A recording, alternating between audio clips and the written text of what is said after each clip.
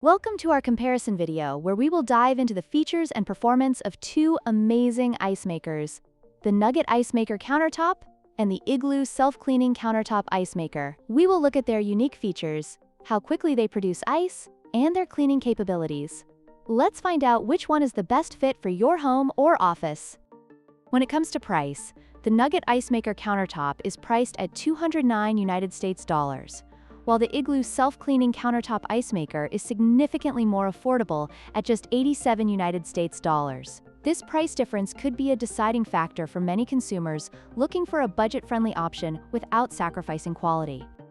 In terms of ice production, the Nugget Ice Maker can produce an impressive 35.5 pounds of chewable ice in a 24-hour period, making it ideal for parties and gatherings. On the other hand, the Igloo Ice Maker produces 26 pounds of ice per day, which is still substantial but may not meet the demands of larger events.